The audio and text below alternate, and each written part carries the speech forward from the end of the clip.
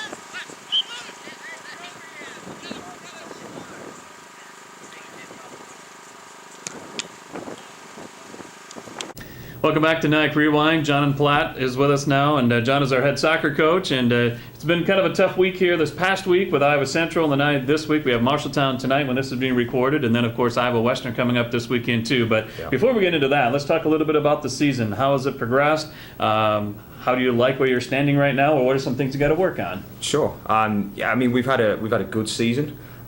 We knew coming in that there's going to be a lot of very strong teams in the conference. Iowa Western, Iowa Central, Marshalltown, like you named, very, very good teams, recruited very heavily this year. So our main part in the first part of the season was to make sure we were there or thereabouts. Mm-hmm. And the funny thing with our conference is it all comes down to the postseason. So as long as we're peaking over these next 2 weeks as we come into that first postseason game, that's where we need to be.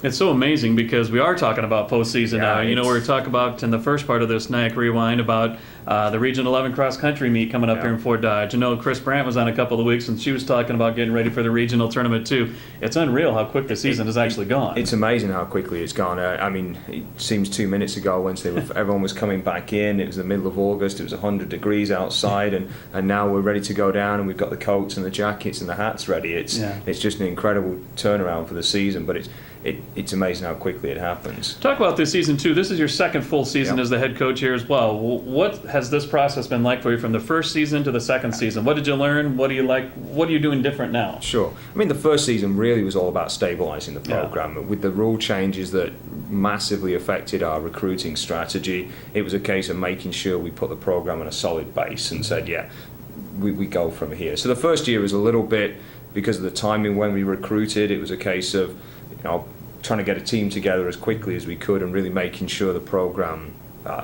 stabilized. Mm-hmm. Second year, we were able to go out and actually start recruiting a lot earlier, go after players that we wanted, make sure we got some key positions in, and that's, I think, shown as we've played this year. I mean, we had Iowa Western here and top team in the country.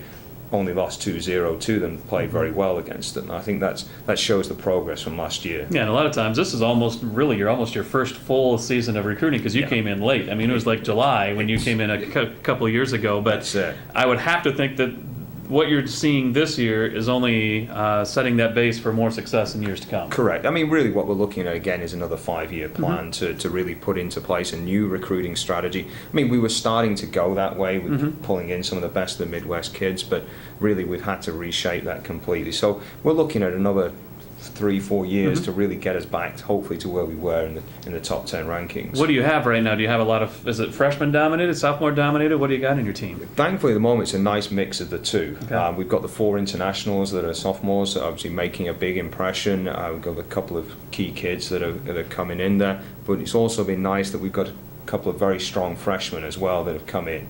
Our goalkeeper in particular has had a fantastic season and is only going to get better as the years go on. What are some of those names? Nathan Spores, the goalkeeper from Minnesota.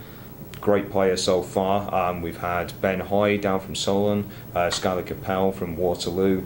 They're going to be key players for us next year as they develop and gain from this experience.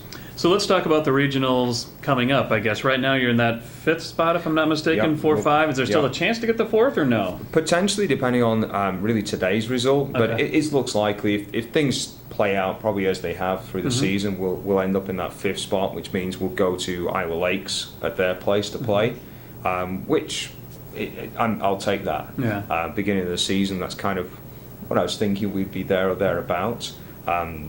Even though they've beaten us twice, there's been nothing in the games. The first game we were leading until 20 minutes to go. Second game, the wind affected a lot of the performance, but really there's nothing between our two teams, so a little bit of luck, a little bit something special on the day, and we'll have some success. So then after that first round, is that when you go down to Des Moines That's after that? down Des Moines, exactly. Yeah. Awesome. Well, it's been obviously a fun time out at the pitch all the time. Yeah. I finally got to use the calling Got at to the use pitch it. all the time. So, but I tell you what, it like you said, it's a process, and I think it's probably been a fun process for you. I would Yeah, imagine. very much so. I mean, I love being around the kids. The spirit that they've got is fantastic. I mean, we have a lot of fun in practice. We do a lot of fun games, and really just being around the whole sport is such a great experience. And it's amazing as well to see the development for those that were here last year to come on to this second year. The progress they make in that 1 year is huge, and it's really exciting to be able to then see them develop and go on to 4-year colleges and really have that opportunity. I should ask you too. Obviously the international flavor has gone down a little bit because we can't have as many. What is soccer? What is it like in the Midwest? Is it a hotbed? Is it not? Is it hard to find that talent around here? In some of the major cities, so we pulled people down from Minneapolis. We're branching out into St. Louis now, Chicago, Illinois, those areas. So the major metropolitan areas are beginning to really develop their soccer programs. Des Moines, to a degree, is. Anywhere really you can play year-round soccer is where it's going forward in leaps and bounds. And in these areas, they are really putting a lot of money, a lot of focus into it. So we're getting some very talented kids from the Midwest, and there's also a lot of kids that still come from around the country because of our reputation, and they know that NIACC's a great place to be. You bet. Awesome. Well, good luck this week. I know it's an uphill battle there with Marshalltown and then Iowa Western, but hey, you never know what might happen. That's why you play the game. Well, that's it. And the nice thing is then we play Hills and Indian Hills, then we play Scott that we've already beaten once this year, and then that takes us into the postseason. So hopefully no matter what happens these next 2 games, we can have 2 great games to finish before the postseason. Get some momentum going. That's it. Awesome. That's it. John, thank you very much. Thank you. You bet. All right, that's John Platt. He is our NIACC soccer coach.